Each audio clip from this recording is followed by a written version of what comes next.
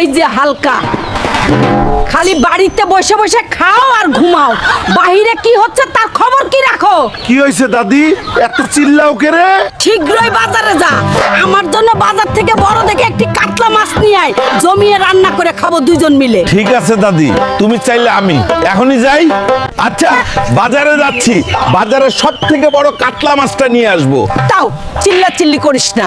বাও, শীঘ্রই ঘর থেকে ব্যাগটা নিয়ে আসো। শালা বুইরা খাটাসের বাচ্চা মরছে, আর আমার কপালে এই বুড়িটারে রাখতে গেছে। এখন কিছু কইতেও পারি না, সহ্যও করি না। ও মোর জ্বালা। কি রে হালকা, তোর মন খারাপ কে? আর বইলো না চাচা, এই বুড়িটার জ্বালায় ঠিক মতো 4টা ভাতও খাইতে পারি না। কি যে জ্বালার ভিতরে আছি। ও কি গো চাচা মিয়া, বাজারের সব থেকে বড় কাতলা মাছটা আমাকে দাও। দাদি, আমার মাথা খাইয়ে ফেলতেছে, জলদি করো। ওহ রে, এত চিল্লাইস, দেখো আগে মাছটা। হালকা ভাই, তুমি যেই সাইজের কাতলা চাইতেছো সেটা পুরো বাজারে নাই। তুমি এক কাজ করো, শীঘ্রই সাগরে চলে যাও, সেখানে বড় কাতলা মাছ পাবা। আমি যখনই বাজার করতে আসি তখনই তোমাদের মাছ থাকে না।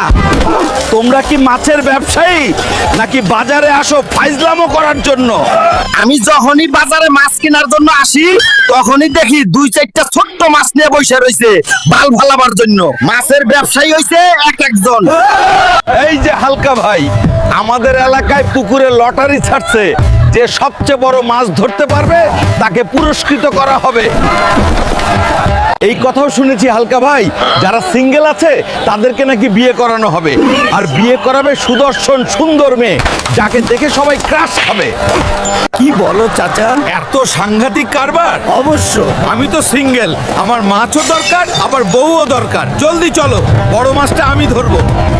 বন্ধুরা সবাই আমাকে দেখো, তোমরা মাছ ধরার জন্য এসেছো, কিন্তু মাছ তো ধরতে পারবা না। দেখো, এই মাছ, আমি তোমাকে ধরবো। দেখো আমি তোমাকে কিভাবে ধরি। দেখেছো বন্ধুরা, মাছ ধরতে হয় এভাবে। আমি ধরলাম বড় মাছ, তোমরা খাইলাই কেওয়ালা বাস। হ্যালো বন্ধুরা, তোমরা মন খারাপ করো না, আজকে আমি মাছও নিলাম, পুরস্কারও নিলাম, সাথে বউ নিমু। তোমাদের সবারই তো বউ আছে, কিন্তু আমার তো বউ নাই। এই জন্য মাছটা ধরেছি দাদির জন্য, আর বউটা আমার।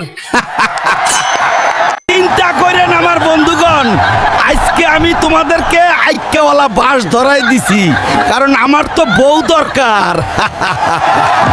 বন্ধুরা, এরপর কি হলো তা জানতে হলে চ্যানেলটি সাবস্ক্রাইব করে রাখ। দেখা হচ্ছে পরের পার্টে।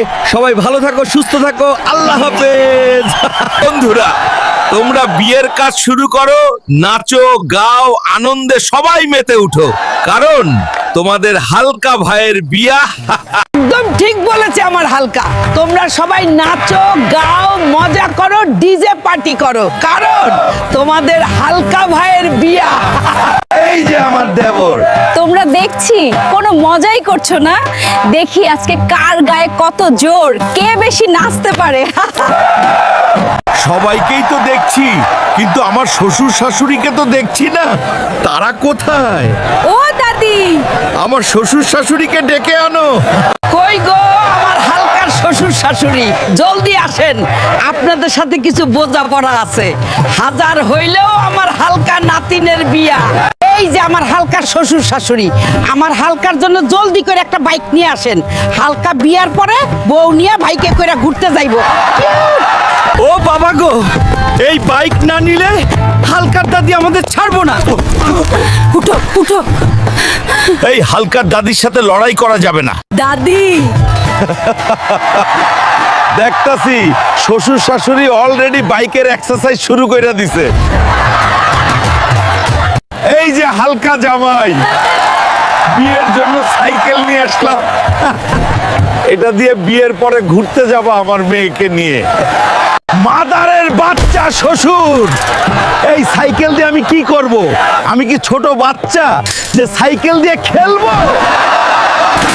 শ্বশুর, আপনি যদি আপনার মেয়েকে আমার সাথে বিয়ে দিতে চান, এক্ষুনি বাইক নিয়ে আসেন, না হলে এই বিয়ে ক্যান্সেল, এই বিয়ে হবে না। এই যে হালকা জামাই, রাগ করছো কেন?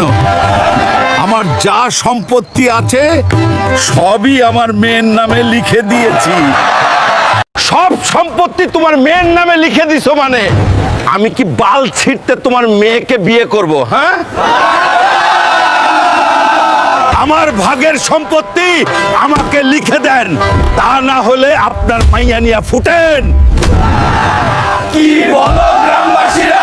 হ্যালো স্যার, আমার এই মুহূর্তে বাংলাদেশের সবচেয়ে বড় বাইক লাগবে, আপনি জলদি বাইক পাঠান, না হলে আমার মেয়ের বিয়ে হবে না। কই আলফি স্যার? এই যে নেন আপনার জামাইয়ের বাইক। হালকা জামাই, নেও তোমার বাইক, তবুও আমার মেয়েকে বিয়ে করো। বন্ধুরা, আমি তো অবশেষে আমার বাইক পেয়ে গেলাম। এখন তোমরাই বলো, তোমাদের বিয়ের মধ্যে কে কে বাইক পাইছো, কমেন্টে জানাও। আরেকটা কথা, যারা যারা আমার বিয়ের হানিমুনের ভিডিও চাও তারা বেশি বেশি কমেন্ট করো। ভিডিওটি ভালো লাগলে চ্যানেলটা সাবস্ক্রাইব করতে ভুলবা না, আর পেজ থেকে দেখলে অবশ্যই ফলো করে দিও। দেখা হইব পরের কোনো এপিসোডে। এ পর্যন্ত সবাই ভালো থাকো, সুস্থ থাকো, আল্লাহ হাফেজ।